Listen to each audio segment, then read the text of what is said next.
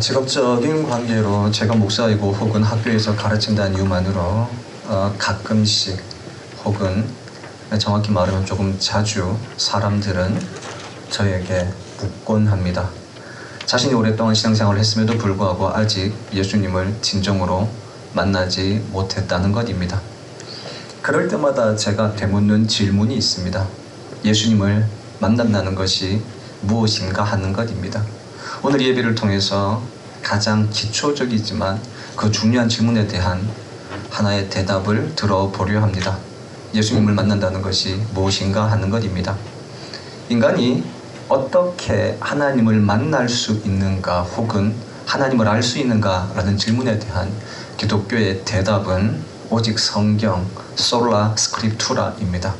성경을 통해서 하나님을 만날 수 있다는 것입니다.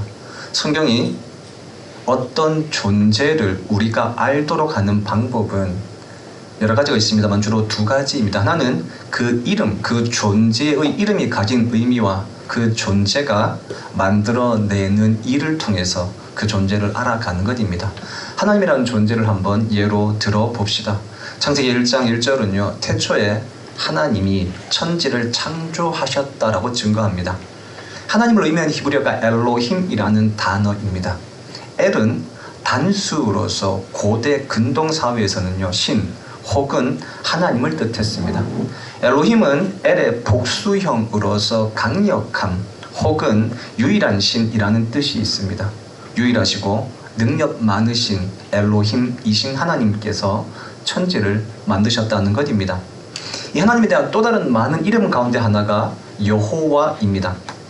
여호와는 존재하다라는 의미의 히브리어 하야라는 단어에서 파생되어진 명사형입니다. 굳이 직역한다면 스스로 존재하는 신이라는 뜻입니다.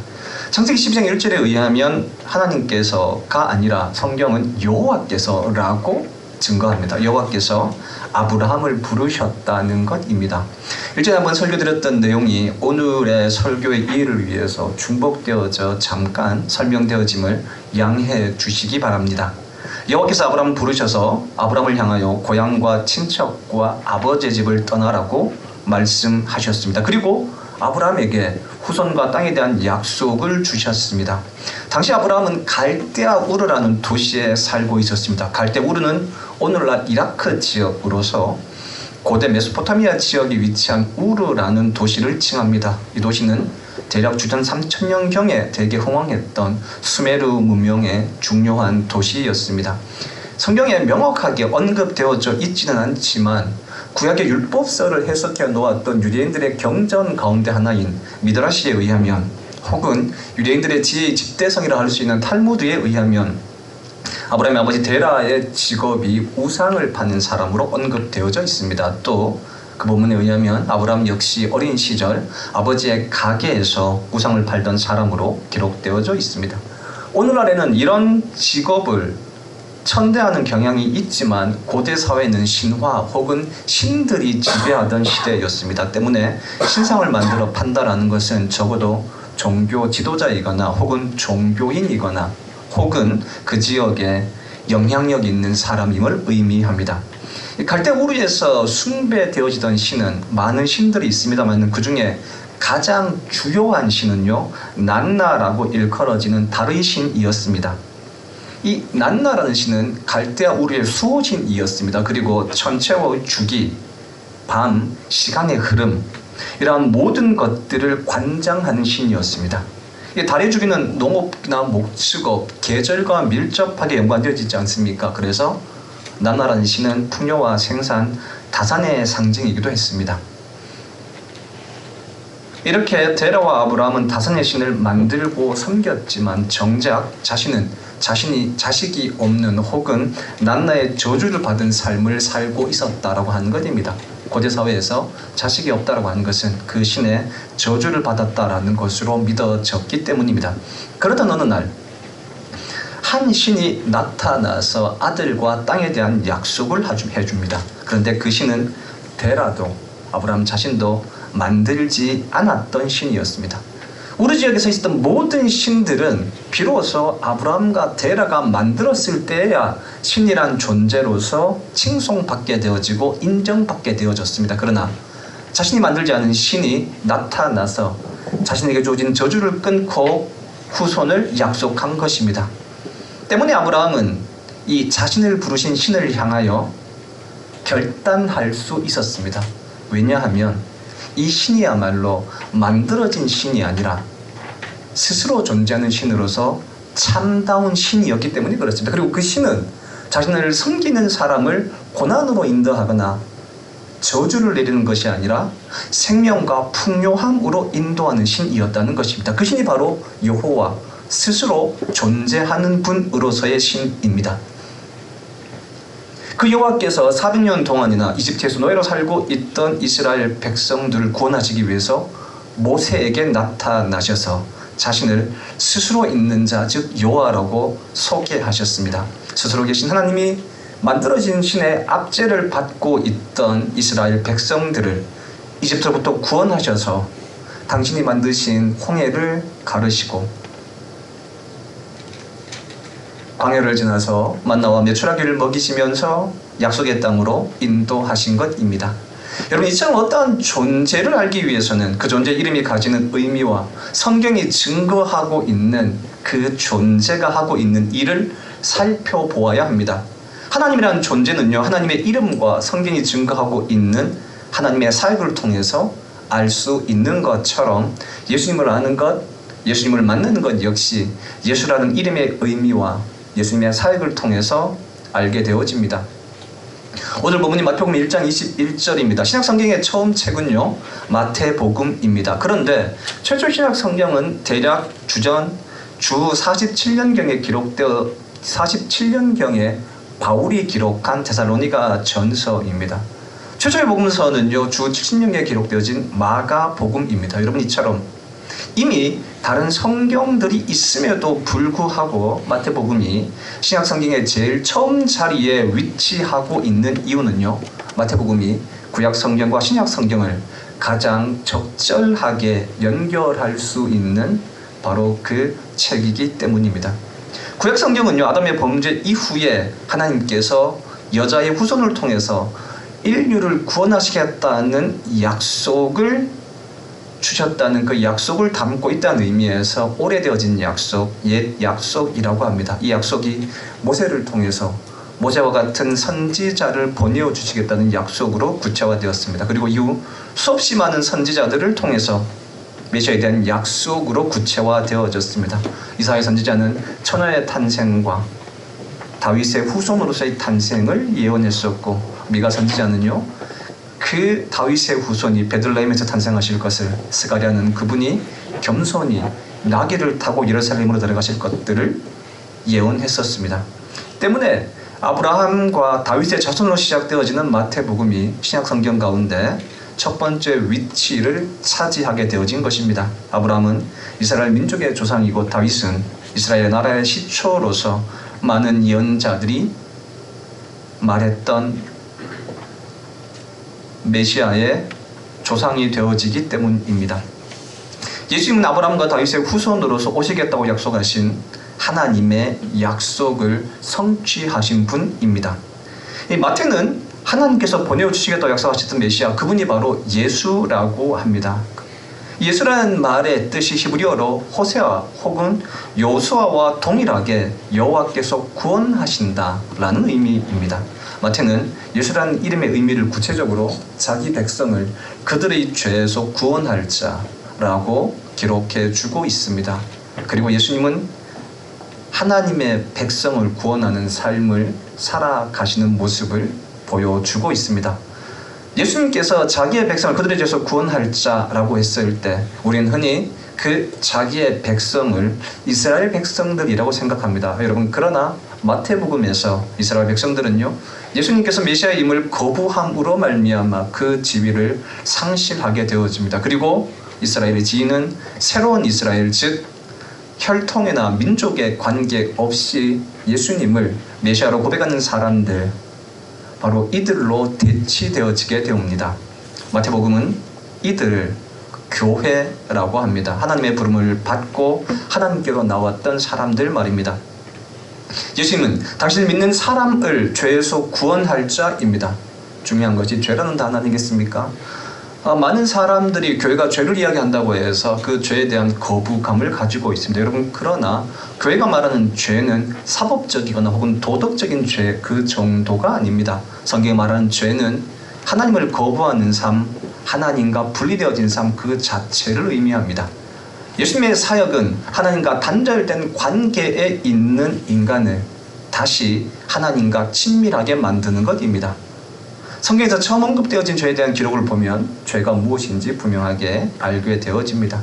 하나님께서 인간을 만드시고 그 인간을 에덴 동산에 두시고 아담과 하와를 향해서 동산 중앙에 있는 나무의 열매를 먹으면 반드시 죽는다라고 말씀하셨습니다. 하나님은 생명의 하나님입니다. 따라서 인간이 생명을 유지할 수 있는 길은 하나님과의 관계를 유지하는 것입니다. 그러나 인간은 하나님의 말씀을 어기고 먹어서는 안 되는 열매를 먹게 됩니다. 선악과라 불리는 이 열매가 가진 의미는요, 그렇다면 단순히 말씀을 어기는 것 정도가 아니라 보다 본질적으로는 하나님과 같이 되고자 하는 것이라고 할 수 있습니다. 여러분, 결국 하나님의 말씀을 어기는 것 혹은 하나님이 없는 사람의 삶은 스스로 신이 되어져서 하나님이 되어져서 살아가는 삶이라고 할 수 있습니다.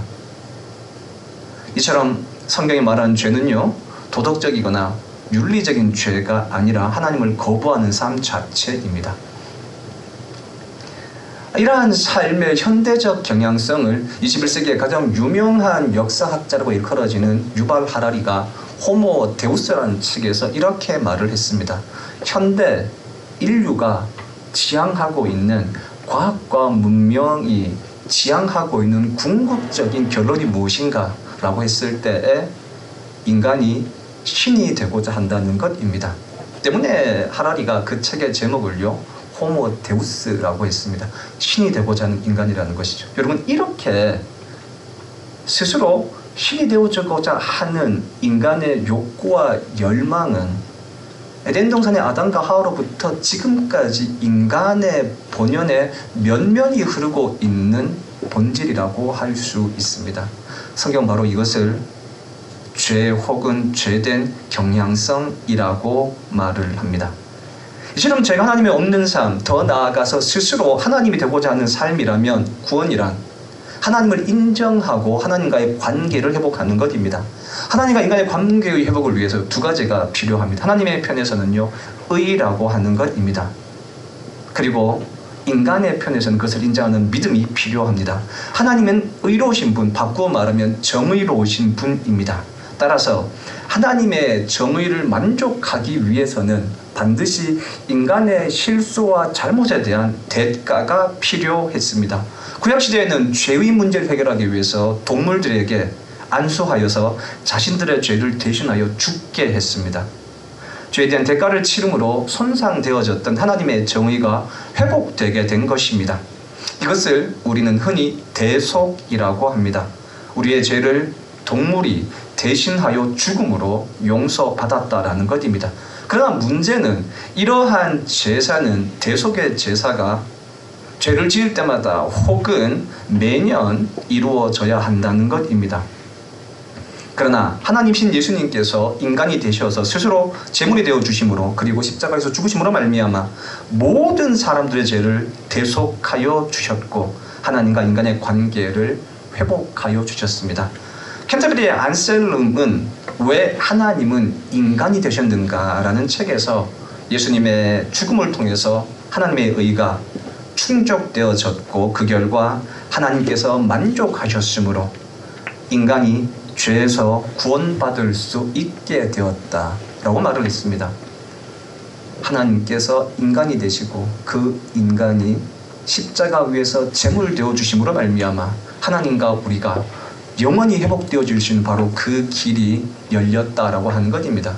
바로 이것이 하나님의 편에서 필요했던 정의 혹은 공의라면 인간의 편에서 이것을 인정하는 것은요, 믿음이라고 할 수 있습니다. 하나님께서 우리를 구원하시기 위해서 스스로 무엇인가 위대한 행위를 하셨다라고 하는 것, 그것을 인정하는 것 말입니다. 예수님의 죽음을 통해서 우리에게 구원의 길을 열려주셨다. 바로 이것 아니겠습니까? 때문에 예수님께서 공생애를 처음 시작하셨을 때 선포하셨던 말씀이요, 마태복음 4장 17절에 의하면 회개하라, 천국이 가까이 왔다입니다. 회개를 통해서 하나님과 회복되어진 관계로 들어간다라고 하는 것입니다. 회개를 의미한 헬라어가요, 메타노이아라는 단어입니다. 메타는 바꾸다라는 의미입니다.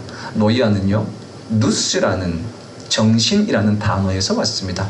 고대 헬라 세계에서 누스 정신은 단순하게 지식이 아니라 삶 자체, 실천적 지식을 의미합니다. 때문에 누스를 바꾼다라고 하는 회개는 삶의 방법 자체를 바꾸는 것입니다. 내가 내 삶의 주인이었던 삶, 스스로 신이 되어지고자 했던 삶에서 하나님을 삶의 주인으로 인정하고 하나님과 친밀한 삶을 살아가는 것, 바로 이것을 회개라고 할 수 있고, 그것을 누리는 삶을 성경은요, 하나님의 나라라고 합니다. 여러분, 그렇다면 우리는 예수님을 만났다라는 말이 무슨 의미인지 분명히 알게 되어집니다. 그것은 회개, 즉 죄를 고백함으로 말미암아 용서함을 받고, 그 용서함의 감격 가운데서 하나님과 더불어 이웃과 친밀한 관계를 누리며 살아가는 하나님의 나라에 들어가는 것을 의미하게 되어집니다. 여러분, 이 점에서 회개라고 하는 것은요, 신앙의 출발점입니다. 많은 사람들은 어떠한 특별한 기적 혹은 계기를 통해서 하나님을 믿고 회개할 기회가 주어질 것이라고 생각합니다. 조금 더 직설적으로 표현하면 기적을 경험하게 되어지면 하나님을 믿겠다, 이렇게 말을 한다는 것입니다. 여러분, 그러나 성경을 보시면 또 실제의 많은 상황들을 보면 기적이 반드시 회개와 믿음을 만들어내는 것은 아닙니다. 누가복음 17장에는요, 예수님께서 깨끗하게 만들어 주셨던 10명의 한센병 환자들에 대한 기록이 있습니다. 예수님께서 예루살렘으로 가시는 길에 10명의 한센병 환자가 예수님께 나와서 자신들을 고쳐줄 것을 간구합니다. 예수님께서는 이들을 향해서 가서 제사장들에게 너희 몸을 보이라 라고 말씀하셨습니다. 한센병, 예전에 나병이라 불렸던 이 말은 제사장의 완치의 선언이 있어야만 공동체로 복귀할 수 있는 질병이었습니다. 때문에 제사장에게 가서 보이라라고 말씀하신 것입니다. 이들은 모두 예수님의 말씀을 듣고 제사장에로 가는 길에 자신들의 병이 깨끗해지는 것을 경험했습니다. 기적을 경험하게 되어진 것이죠. 그런데 그 가운데 오직 한 사람만이, 사마리아 사람만이 예수님께로 돌아와서 감사함을 고백합니다. 예수님께서 그 사람을 향해서 이렇게 말씀하십니다. 네 믿음이 너를 구원하였다. 예수님은 기적과 치유 그리고 믿음을 구분하여서 말씀하셨습니다. 동시에 구원이라는 것이 회개를 전제로 한다면 이 한 사람의 행동은, 예수님께로 돌아와서 감사를 표했던 행동은요, 회개의 행위였다고 할 수 있습니다. 말씀드렸던 것처럼 회개의 결과가 회복, 즉 구원을 가져오기 때문에 그렇습니다. 누가복음은 이 사람의 회개를 3개의 주요한 단어로 표현합니다. 첫 번째 단어는요, 이 사람이 돌아왔다는 것입니다. 이 돌아오다를 의미하는 헬라어가요, 휘포스트레포라는 단어입니다. 이 단어는요, 아래를 의미하는 전치사 휘포와 바꾸다를 의미하는 동사 스트레포의 합성어입니다. 뭐뭐의 아래라고 하는 것은 물리적으로는 공간을 의미하기도 하지만 권위의 출처를 의미하기도 합니다.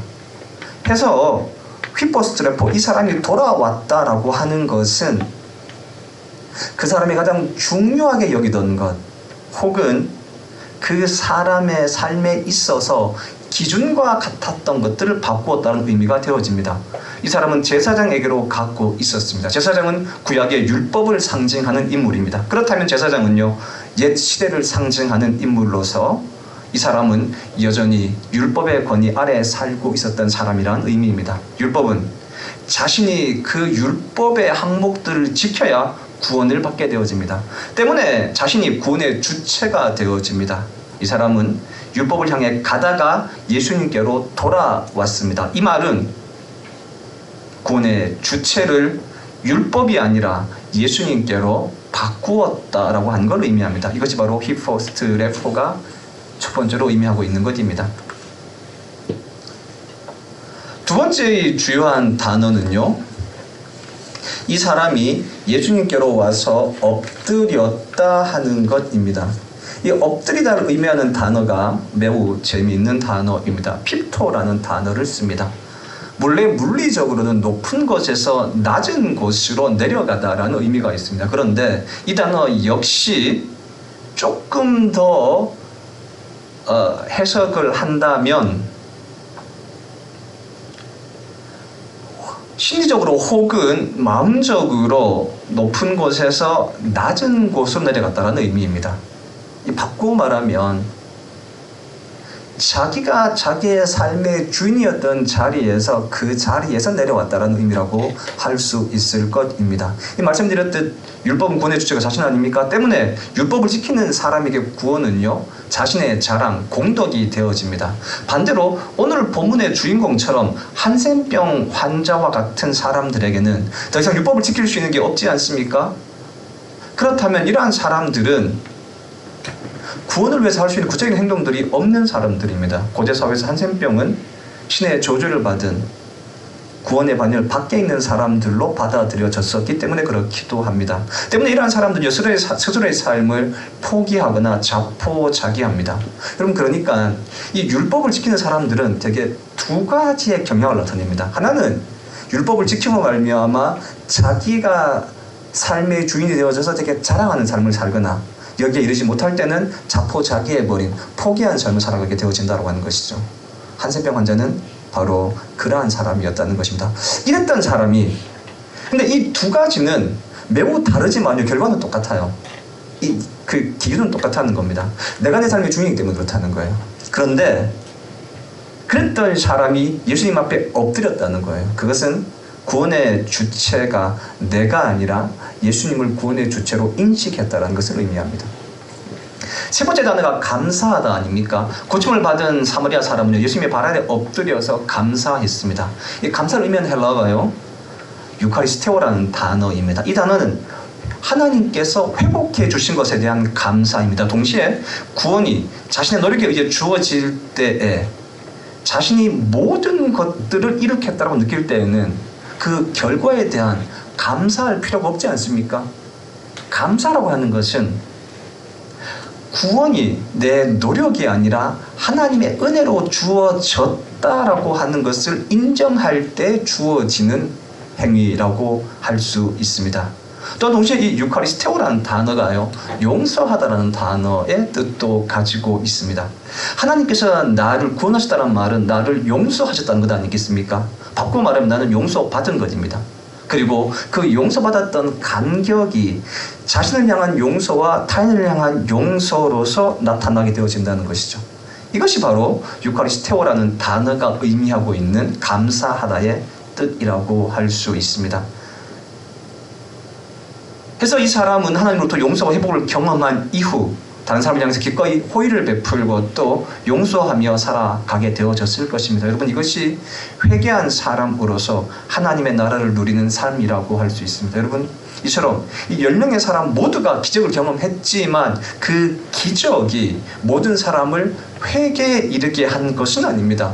진정한 회개란 구원의 출처로서 율법을 지키는 것에서 예수님을 믿는 것으로, 구원의 방법이 인간의 노력이 아니라 하나님의 은혜로, 그리고 그 구원의 결과가 자기의 자랑이 아니라 감사와 용서하며 살아가는 것으로서의 삶의 방법의 구체적인 변화를 의미한다라고 하는 것입니다.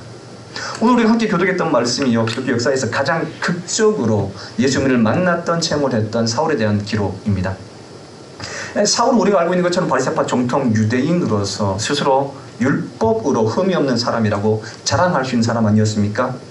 율법에 의하면 나무에 달려 죽은 사람은 하나님의 저주를 받아 죽은 사람입니다. 그런데 그리스도인들은 바로 그런 예수를 하나님의 아들이라고 고백했습니다. 때문에 율법에 열심히 있었던 바리새인 사울의 눈에 이들을 도저히 보고 있을 수 없어서 스데반을 죽이는데 찬성의 투표를 하고 또 대제사장으로부터 그들을 잡을 수 있는 고문을 받아서 예루살렘에서 213km나 떨어져 있는 다메섹을 향하고 있었던 길이었습니다.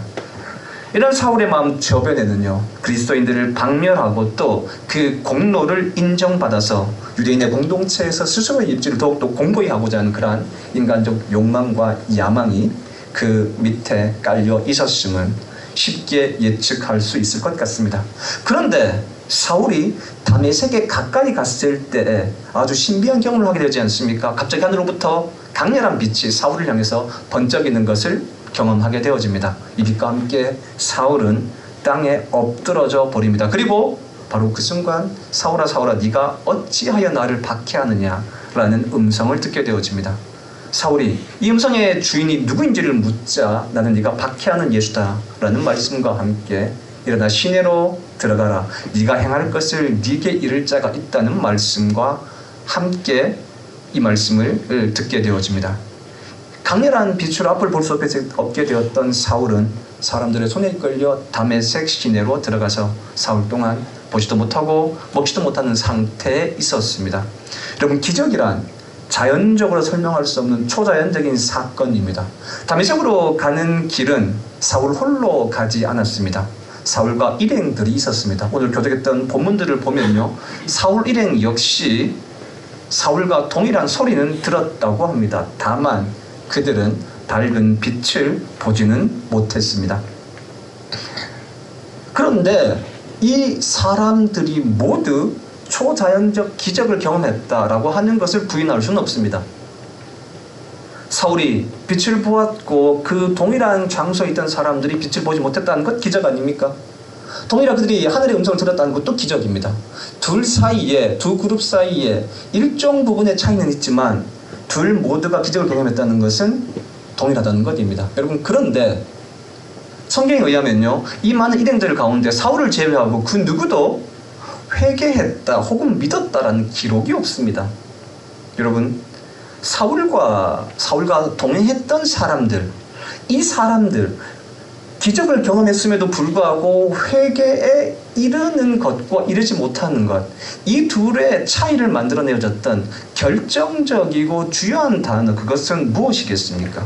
사도행전 9장 7절을 보시면요, 같이 가던 사람들은 소리만 듣고 아무도 보지 못하여 말을 못하고 서 있더라라고 기록해 주고 있습니다. 반면에 사울은요, 이 소리와 함께 땅에 엎드러졌습니다. 엎드러졌다는 단어가 역시 앞에 고침받았던 사마리아 사람이 예수님께 와 엎드렸다는 단어, 피토라는 단어를 동일하게 사용하고 있습니다. 그럼 조금 더 설명을 드린다면, 사울의 일행들은 여전히 자신들이 자신의 삶의 주인으로서 자신의 야망과 신념을 가지고 그 기적을 경험했음에도 불구하고 여전히 서 있었고 여전히 자신들의 삶을 살아갔던 반면에 오직 사울만이 부활하신 예수 그리스도 그분 앞에 엎드렸다는 것입니다. 자신의 야망을 이루기 위해서 열심으로 살아갔던 자신의 삶의 주인의 자리에서 오직 이 기적을 경험했던 사울만이 부활하신 예수 그리스도 그분의 십자가 앞으로 기어 내려왔다라는 것입니다. 바로 이러한 차이가 동일한 기적을 경험했던 사울과 사울의 일행을 완벽하게 다른 삶으로 살아가도록 만들어 놓은 것입니다. 이어서 사도행전의 기록은 두 번째로 사울이 기도했다고 말하지 않습니까? 그리고 그 기도는 사흘 동안 먹지도 못하는 기도였습니다. 흔히 말하는 금식의 기도라고 할 수 있습니다. 구약의 전통에 의하면 금식 기도는요, 회개할 때 주로 사용했던 방법이었습니다.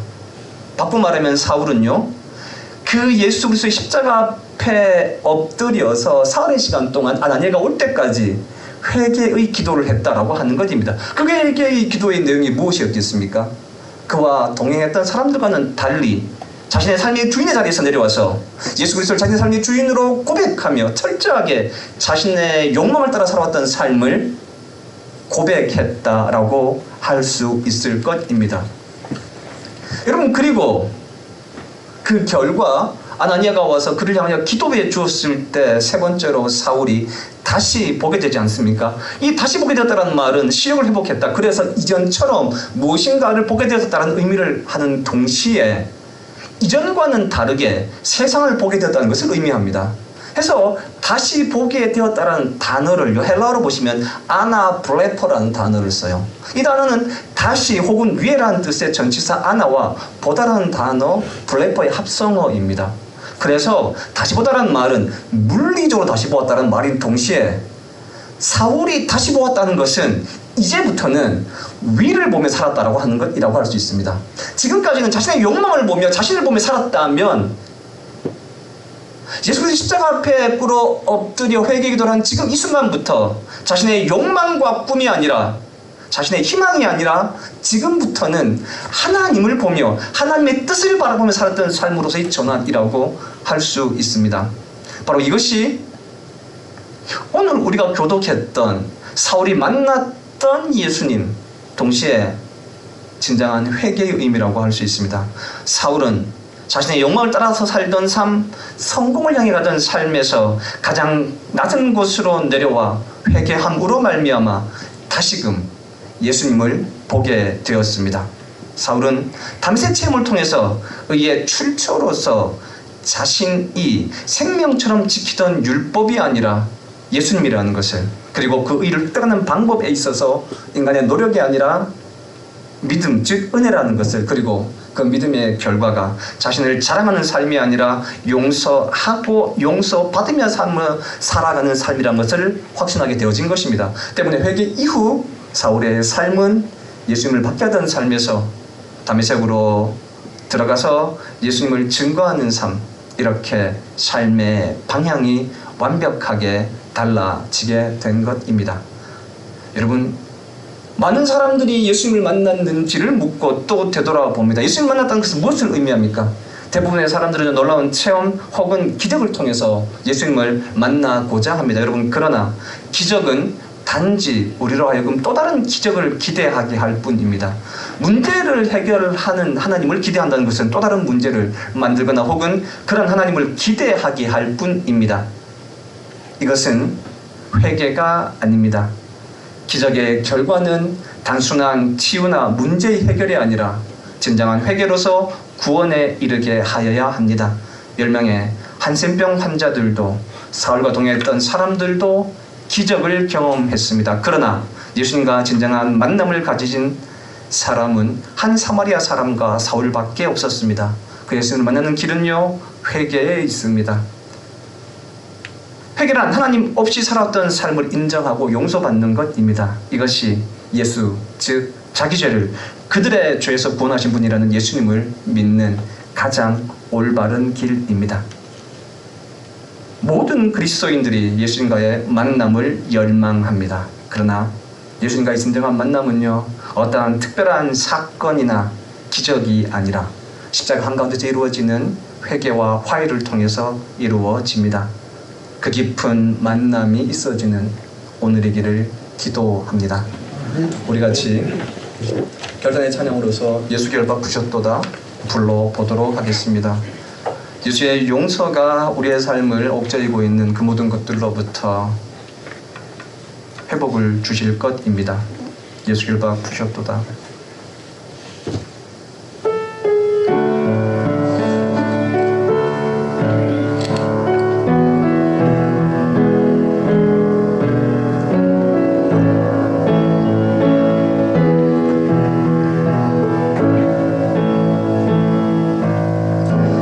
예수 결박 부셨도다. 모든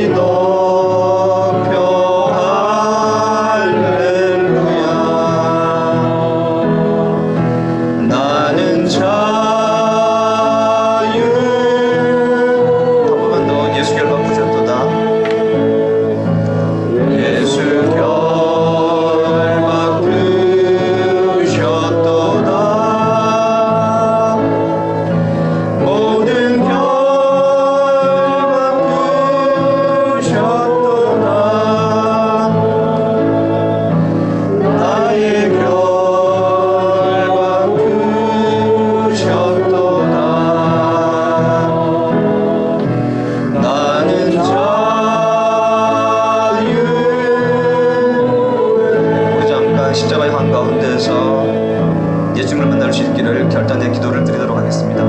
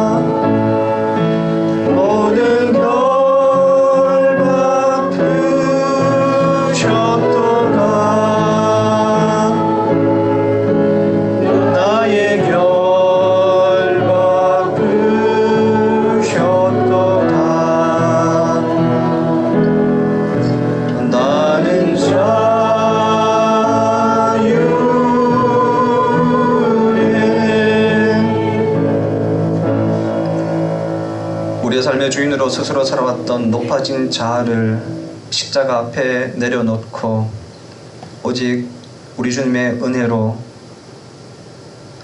하나님과 진정한 만남을 가질 수 있음을 고백하며 그 십자가 한가운데에서 용서받은 감격으로서 용서하는 사람으로서의 삶을 살아가게 하여 주시옵소서. 지금은 우리의 진정한 만남을 가지기 위해 기꺼이 우리와 같이 되신 예수님의 사랑과 기꺼이 그 아들을 십자가에 내어주신 하나님의 사랑과 예수님 안에서 진정한 만남이 이루어지게 하시는 성령님의 능력이 오늘 예배드린 우리 모두에게 함께 하시기를 간절히 축원합니다. 아멘.